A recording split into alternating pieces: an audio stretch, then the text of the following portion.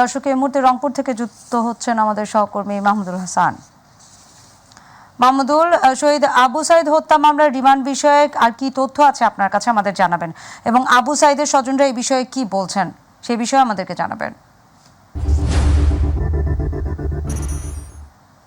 জি নাদিয়া, আপনি যেমনটা বলছিলেন, আপনি জানেন যে আজকে সকালেই রংপুর যে আদালতে কিন্তু আমরা দেখেছি যে যে দুই পুলিশ সদস্য অর্থাৎ আবু সাইদ হত্যা মামলার যে আসামি যে এএসআই আমির হোসেন এবং সুজন চন্দ্র, এই দুইজনকে কিন্তু আসলে আমরা দেখেছি যে আদালতে যে রংপুর মেট্রোপলিটন যে ম্যাজিস্ট্রেট দ্বিতীয় আদালতে কিন্তু আমরা দেখেছি যে বাদী অর্থাৎ যে তদন্তকারী কর্মকর্তা সেই আসামিদের কিন্তু 5 দিনের রিমান্ড চেয়েছিল। সেখানে কিন্তু আদালত কিন্তু 4 দিনের রিমান্ড মঞ্জুর করেছে। এরপরে কিন্তু আসলে আবু সাইদের যে হত্যা মামলার বাদী সেই বড় ভাই রমজান আলী, অর্থাৎ আমি আবু সাইদের একেবারে ভিটামাটিতে রয়েছি, এবং এই খবর শোনা মাত্রই কিন্তু আমরা দেখেছি যে আবু সাইদের যে হত্যা মামলার বাদী যে রয়েছে আবু সাইদের বড় ভাই রমজান আলী, তার সাথে কথা বলেছি। আমরা তার সাথে একটু কথা বলতে চাবো যে আপনার ভাইকে হত্যা যারা করেছে সেই পুলিশ সদস্যের কিন্তু 4 দিনের রিমান্ড হয়েছে, আপনি শুনেছেন। আসলেই আপনার অনুভূতিটা জানতে চাই, এবং এই বিচার নিয়ে কোনো ধরনের কথা বলতে চান কিনা, কি বলতে চান? আসসালামু আলাইকুম প্রিয় দেশবাসী। আমাদের ভাই হত্যা মামলার যে 2 জন পুলিশ সদস্য, পুলিশের যে তদন্ত মাধ্যমে যে ওদেরকে অ্যারেস্ট করা হয়েছে এবং আদালতে নিয়ে রিমান্ডের আবেদন করা হয়, তার মধ্যে 4 দিনের রিমান্ড মঞ্জুর হয়েছে, এবং এই রিমান্ডের মাধ্যমে ওদেরকে রিমান্ডের মাধ্যমে ওদের কাছ থেকেই বের করতে হবে যে আমাদের ভাই হত্যার সাথে কারা কারা জড়িত আছিল। এদেরকে আইনের আওতায় আনে যাতে সুষ্ঠু তদন্তর মাধ্যমে সবার যেন সুবিচার হয়, এবং সারা দেশবাসী এবং বিশ্ববাসী তাকিয়ে আছে আমার ভাই হত্যার বিচার দেখার জন্য। আমরা আরেকটু কথা বলবো যে আবু সাইদের বড় ভাই রয়েছে আবু হোসেন, এই যে মামলার বাদী আপনার বড় ভাই ছিল, কিন্তু দীর্ঘদিন পরে কিন্তু দীর্ঘ সময় পরে কিন্তু আপনারা মামলা করেছেন, সেখানে আপনাদের অনেক বাধাও কিন্তু সম্মুখীন হয়েছেন যে মামলা করতে গিয়ে। এই যে মামলায় কিন্তু আজকে রিমান্ড কিন্তু 4 দিনের রিমান্ড মঞ্জুর হয়েছে, এবং 2 জন পুলিশ সদস্য কিন্তু ইতিমধ্যে পুলিশের হাতে আটক, এবং তাদের রিমান্ডের পরবর্তীতে কিন্তু আসলেই জানা যাবে কারা এই হত্যার সাথে জড়িত। আপনি আসলে এই রিমান্ড নিয়ে কোনো ধরনের কিছু বলতে চান কিনা? আসলে যে শেখ হাসিনা সরকার আমলে তার পুলিশ বাহিনীর দ্বারা আমার ভাইরে যেভাবে নির্মমভাবে শহীদ করা হয়েছে আপনারা সকলে দেখছেন।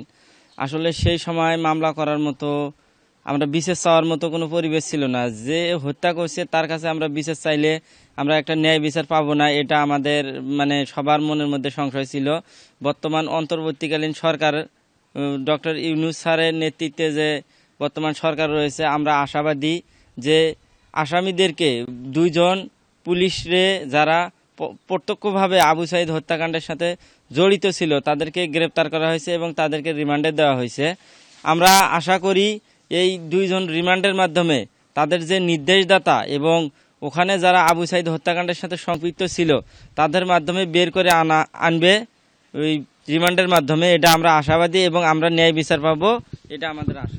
জি ধন্যবাদ নাদিয়া। যেমনটা শুনছিলেন যে আবু সাইদ হত্যা মামলার বাদী এবং তার যে বড় ভাই রয়েছে, যেটি বলছেন যে এই রিমান্ডের মধ্য দিয়ে যে এই আবু সাইদ হত্যার সাথে যারা জড়িত রয়েছে তাদের খুব দ্রুত সময়ের মধ্যে তাদেরকে যেন গ্রেপ্তার করা হয় এবং বিচারের আওতায় নিয়ে আসা হয়, এমনটা দাবি কিন্তু পরিবারের লোকজন কথা বলছেন। এবং বিশেষ করে আবু সাইদের বাবা এবং তার মা রয়েছে এবং তার যে অন্যান্য পরিবারের সদস্যরা রয়েছে, তারাও কিন্তু যেটি বলছেন এই আবু সাইদের হত্যার সাথে যারা জড়িত রয়েছে তাদেরকে কিন্তু একেবারে দৃষ্টান্তমূলক শাস্তির আওতায় যেন নিয়ে আসা হয়, এমনটাই দাবি কিন্তু তারা করছেন। দাদি, এই ছিল আমার কাছে রংপুর থেকে যে আজকে আবু সাইদ হত্যার মামলার যে 4 দিনের রিমান্ড নিয়ে যে সর্বশেষ পরিস্থিতি আবু সাইদের বাড়ি থেকে, এই ছিল আমার কাছে। ভারতের সঙ্গে চলমান কোনো প্রকল্প স্থগিত হয়নি বলে জানিয়েছেন অর্থ এবং বাণিজ্য উপদেষ্টা সালেউদ্দিন আহমেদ। সচিবালয়ে ভারতীয় হাইকমিশনার প্রণয় কুমার বার্মার সঙ্গে সাক্ষাৎ শেষে সাংবাদিকদের সঙ্গে আলাপকালে তিনি কথা বলেন। সালেউদ্দিন আহমেদ বলেন, ভারত এবং বাংলাদেশের বাণিজ্য সম্পর্ক অত্যন্ত জোরালো। বিজ্ঞান প্রযুক্তি সহ আরও বড় প্রকল্পে কাজ করতে ভারত আগ্রহ দেখিয়েছে।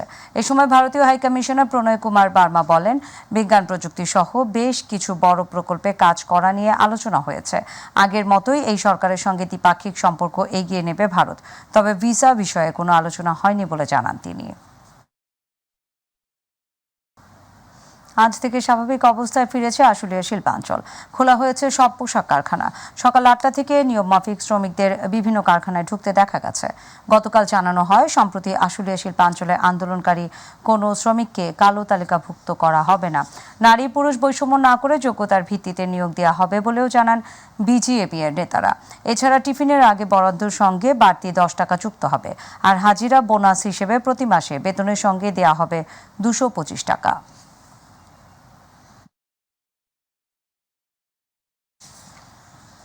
খুলনা সরকারি মহিলা কলেজের সামনে নির্মাণাধীন কর ভবনের 5 তলা থেকে পড়ে 3 নির্মাণ শ্রমিক নিহত হয়েছে। সকালে নগরীর বয়রা মহিলা কলেজের বিপরীত পাশে নির্মাণাধীন কর ভবন থেকে পড়েই দুর্ঘটনা ঘটে। পুলিশ জানায়, সকাল 9টার দিকে নির্মাণাধীন ভবনের ছাদে কাজ করছিলেন কয়েকজন শ্রমিক।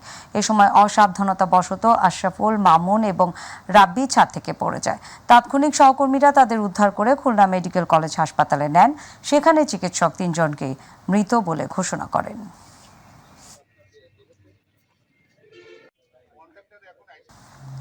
দীর্ঘ প্রতীক্ষার পরও ভোলার মেঘনা, তেঁতুলিয়া এবং সাগর মোহনায় জেলেদের জালে দেখা মিলছে না রূপালী ইলিশ। মাছ না পাওয়ার কারণে আড়তগুলোতে চলছে হতাশা। ভাদ্রের প্রথম এ সময় ইলিশের ব্যবসায়ীদের মুখে হাসি ফোটার বদলে রয়েছে চোখে পড়েছে চিন্তার ভাঁজ। মৎস্য অধিদপ্তর বলছে, বৃষ্টিপাত হলেও কাঙ্ক্ষিত স্রোতধারা এবং ডুবো চরের কারণে ইলিশের মাইগ্রেশনে বাধা সৃষ্টি হচ্ছে। প্রতিনিধি আরিফ হোসেন লিটনের রিপোর্ট, জানাচ্ছেন শামস রাবিজ উচ্ছ্বাস। ভাদ্র আশ্বিন মাস ইলিশের ভরা মৌসুম হলেও ভোলার মেঘনা, তেঁতুলিয়া ও সাগর মোহনায় দেখা নেই ইলিশের। তাই ভোলার মৎস্যঘাটগুলোতে কর্মচাঞ্চল্য ফেরার কথা থাকলেও নেই সেই কর্মচাঞ্চল্য। এ অবস্থায় জেলেরা সকাল থেকে রাত পর্যন্ত নদীতে জাল ফেললেও 2 বেলা ভাত ও এনজিওর কিস্তির টাকা জোগাড়ে হিমশিম খাচ্ছেন। অন্যদিকে মাছ ধরতে গিয়ে প্রতিটি ট্রলারে যে পরিমাণ খরচ হয়, তাতে যে মাছ পায় তা দিয়ে খরচ পুষিয়ে উঠতে পারছেন না তারা। জাল বাইতে যায়, আপনি মনে করেন অনেক বাজার সাজায় লইয়া যায়, তেলের দাম আছে বেশি, মনে করেন মাছ ওই তেলের পরিমাণও পাই না। এখন আমরা চলতে পারি না। আমরা জেলে এতদিন ফোন মাছ পেয়েছি, এখন ফোন মাছটাও নাই। আগে যেখানে এক একটা আড়তদার এই সময় বর্ষার দিনে এই সময় এক গতিতে 2-3 লাখ টাকার মাছ বেচত, এখন সকলে মিল যাচ্ছে, এখানে 14টা আড়তদার সকলে মিললে 3 লাখ টাকার মাছ বেচা কষ্ট হয়ে যায়। এর মধ্যেও সরকারের পক্ষ থেকে জেলেদের যে প্রণোদনার চাল সহ সহযোগিতা করা হয়, সেখানেও অতীতে রয়েছে অনেক অনিয়ম। তাই বর্তমান সরকারের সহযোগিতা চেয়েছেন জেলেরা। জেলের চালও জেলে ঠিক মতন পাইতে আছে না, এটা অনেক নেতারা খায়া লাইল। আল্লাহ ইলিশ মাছ দিলে জেলেরা গাঙ্গে যাইয়া কিস্তি মিস্তি দামন যাইতে ইলিশ মাছ পরে না। মৎস্য কর্মকর্তারা বলছেন, ইলিশ গভীর পানির মাছ। এ অঞ্চলে চর, ডুবোচরের কারণে ইলিশের অভিপ্রায়ন বাধাগ্রস্ত হচ্ছে। 65 দিন নিষেধাজ্ঞার পরের থেকে এই যে 48 দিনের মধ্যে মাত্র 15 দিন তারা সমুদ্রে মৎস্য আহরণ করতে পেরেছে। তার মানে কিন্তু এই ক্লাইমেট চেঞ্জের ডাইরেক্ট ইম্প্যাক্টও আমরা পাচ্ছি। পাশাপাশি আমাদের মেঘনার যে মোহনা আছে, সেই মোহনাতে কিন্তু অনেক ডুবোচর সৃষ্টি হয়েছে, যেটা জেলেরাই বলেছে, যার কারণে কিন্তু মাছের মাইগ্রেশনটা কম হচ্ছে। তারপরে আমরা প্রত্যাশা করছি যে সামনের পূর্ণিমাতে আরও বেশি মাছ পড়বে। ভোলায় সাগর ও নদী মিলিয়ে প্রায় 2.5 লক্ষাধিক নিবন্ধিত জেলে রয়েছে। শামস রাবিজ উচ্ছ্বাস, মাই টিভি নিউজ ডেস্ক। অপরিকল্পিতভাবে আশ্রয়ণ প্রকল্পের ঘর নির্মাণ করায় বিপাকে পড়েছে যশোরের বাঘারপাড়া উপজেলার নালিকের বাড়িয়া ইউনিয়নের দৌলতপুর আশ্রয়ণ প্রকল্পের বাসিন্দারা। প্রতিটি ঘর নির্মাণে করা হয়েছে ব্যাপক অনিয়ম। চলতি বর্ষায় যাতায়াতের রাস্তায় হাঁটু পানি জমে বসবাসের অনুপযোগী হয়ে পড়েছে আশ্রয়ণ প্রকল্পের ঘরগুলো। ফলে ভোগান্তিতে পড়েছে সেখানে বসবাসরত 20টি পরিবার। প্রতিনিধি আক্তারুজ্জামানের রিপোর্ট, জানাচ্ছেন নুসরাত শারমিন। দৌলতপুর আশ্রম প্রকল্পের ঘরের 2 পাশের জমিতে ধান চাষ হওয়ায় জমিতে পানি থাকলে যাতায়াতের রাস্তাতেও পানি জমে থাকে, যার ফলে দুর্ভোগ পোহাতে হয় আশ্রয়নে বসবাসরত পরিবারগুলোকে। ঘরগুলো হস্তান্তরের পর থেকেই বর্ষা এলেই দুর্ভোগ বেড়ে যায় উল্লেখ করে এসব সমস্যায় কেউ খোঁজ খবর রাখে না বলেও অভিযোগ তাদের। এই আশ্রয় প্রকল্প আসার পর থেকে আমরা মনে করেন যে দুর্ভোগে আছি। টিউবওয়েল নেই, পানির কষ্ট, তারপরে যে ঘরের দরজা সব যে ফিটে যাচ্ছে, বাথরুমের ভিতরে দাইবে তলায় যাচ্ছে। রাস্তা আর আছে একটা টিউবওয়েল। এই বৃষ্টিতে আমাকে চলতো কষ্ট, আবার আমাদের ঘরে বারান্দা উঠতেও কষ্ট। মাটি সময় মতন আমরা দিতেও পারিনি ভালো। এখন রাস্তার এই অবস্থা, মানে কোনো জায়গা বেড়ানোর কোনো রাস্তা নেই। তাছাড়াও 20টি পরিবারের জন্য রয়েছে মাত্র একটি টিউবওয়েল। অপরিকল্পিতভাবে ঘর তৈরি হয়েছে জানিয়ে অধিকাংশ ঘরের মেঝে এবং দেওয়ালে ফাটল সহ নানা সমস্যার সম্মুখীন হচ্ছে বলে জানান ভুক্তভোগী পরিবারগুলো। 2000 টাকা মতো মাটি দিছিলাম আমরা। না আমাদের সব কিছুই বলিনি, আমরা চলতে পারছিলাম না, তাই আমরা দিছি 3000 টাকার মাটি দিছি ঘরে। রাস্তাটাও আমরা আগামীতে সংস্কার করে তারা তাদের নির্বিঘ্নে চলাচল করতে পারে আবাসনে, সে ব্যবস্থা আমরা করব। এই বিষয়ে উপজেলা নির্বাহী কর্মকর্তার সাথে কথা বললে সকল অসুবিধার বিষয়ে দ্রুতই পদক্ষেপ নেওয়া হবে বলে জানান তিনি। 22-23 অর্থ বছরে টিআর কাবিকা থেকে যে প্রকল্পে যদি এই রাস্তার মাটি ভরাটের বিষয়টি প্রকল্প হিসেবে নেওয়া হয়ে থাকে, এই বিষয়ে আমার কিছু জানা নেই। তবে এই অভিযোগটি আসার পরে আমরা পিআইও অফিস থেকে টিআর কাবিকার প্রকল্পে তালিকাটা চেয়েছি। বিষয়টি যদি ওই রাস্তাকে কেন্দ্র করে মাটি ভরাটের কোনো প্রকল্প থাকে এবং কাজ যদি না হয়ে থাকে, এই বিষয়ে আমরা যথাযথ পদক্ষেপ গ্রহণ করব। সকল অনিয়ম আর দুর্নীতির বিষয়ে পদক্ষেপ নিয়ে উপজেলা প্রশাসনের মাধ্যমে দ্রুতই সমস্যা নিরসনের দাবি আশ্রয়নবাসীর। নুসরাত শারমিন, মাই টিভি নিউজ। আগামী দুদিন সারা দেশে অস্থায়ীভাবে দমকা হাওয়া সহ হালকা থেকে মাঝারি ধরনের বৃষ্টি অথবা বজ্রবৃষ্টি হতে পারে বলে জানিয়েছে আবহাওয়া অধিদপ্তর। আবহাওয়াবিদরা জানায়, উত্তর পশ্চিম বঙ্গোপসাগর এবং তৎসংলগ্ন পশ্চিম মধ্য বঙ্গোপসাগর এলাকায় অবস্থানরত গভীর নিম্নচাপটি সামান্য উত্তর থেকে উত্তর পশ্চিম দিকে অগ্রসর হয়ে উড়িষ্যা উপকূল অতিক্রম করে। ফলে সারা দেশে বৃষ্টিপাত বাড়ার সম্ভাবনা প্রবল। আগামী 24 ঘন্টায় ঢাকা, খুলনা, বরিশাল, চট্টগ্রাম ও সিলেট বিভাগের অধিকাংশ জায়গায় এবং রংপুর, রাজশাহী এবং ময়মনসিংহ বিভাগের অনেক জায়গায় অস্থায়ীভাবে দমকা হাওয়া সহ হালকা থেকে মাঝারি ধরনের বৃষ্টি অথবা বজ্রবৃষ্টি হতে পারে। সারা দেশে দিন এবং রাতের তাপমাত্রা সামান্য 1 থেকে 3 ডিগ্রি সেলসিয়াস হ্রাস পেতে পারে।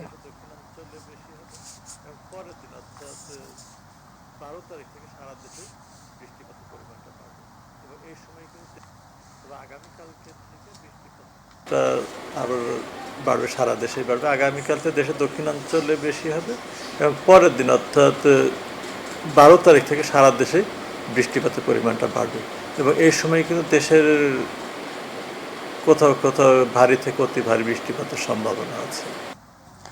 বৈষম্য বিরোধী ছাত্র আন্দোলনের কেন্দ্রীয় সমন্বয়ক নাজমুল হাসান আজ কুমিল্লার দাউদকান্দি উপজেলার হাসানপুর সরকারি শহীদ নজরুল ডিগ্রি কলেজ মাঠে ছাত্রদের সাথে সৌজন্য সাক্ষাৎ করেন।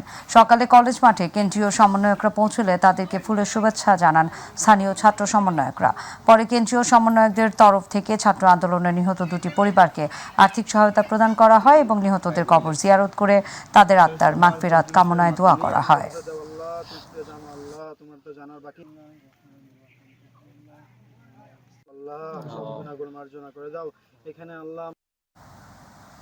যন্ত্রাংশের অভাবে দিনাজপুরে বড় পুকুরিয়া তাপবিদ্যুৎ কেন্দ্রের উৎপাদন পুরোপুরি বন্ধ হয়ে গেছে। তৃতীয় ইউনিটটি সোমবার সকাল থেকে বন্ধ হয়ে গেছে। আগেই বন্ধ ছিল 2টি ইউনিট, ফলে একেবারেই বন্ধ রয়েছে কেন্দ্রটির বিদ্যুৎ উৎপাদন। তৃতীয় ইউনিটটি 300 মেগাওয়াট ক্ষমতা সম্পন্ন ছিল, যা থেকে 210 মেগাওয়াট বিদ্যুৎ উৎপাদন হতো। 125 মেগাওয়াট ক্ষমতা সম্পন্ন 1 এবং 2 নম্বর ইউনিটের মধ্যে দ্বিতীয় ইউনিটটি 2020 সাল থেকে সার্ভিস না করায় বন্ধ রয়েছে। 1 নম্বর ইউনিটটি চালু থাকলেও গত কয়েকদিন ধরে বন্ধ রয়েছে। তবে 1 নম্বর ইউনিটটি আজ বা কালের মধ্যে চালু করা হবে বলে কর্তৃপক্ষ জানিয়েছে। এটি চালু হলে 60 থেকে 65 মেগাওয়াট বিদ্যুৎ উৎপাদন হবে। দর্শক সাথে থাকার জন্য ধন্যবাদ। এছাড়া ইউটিউবে মাই টিভি সংবাদ পেতে ভিজিট করুন youtube/mytvbd নিউজ এবং আমাদের সকল অনুষ্ঠান দেখতে ভিজিট করুন youtube/mytv বাংলা ও facebook/mytv বাংলা। আমাদের পরবর্তী সংবাদ দুপুর 2টা 30 মিনিটে দেখার আমন্ত্রণ জানিয়ে বিদায় নিচ্ছে আমি নাদিয়া আলম। আল্লাহ হাফেজ।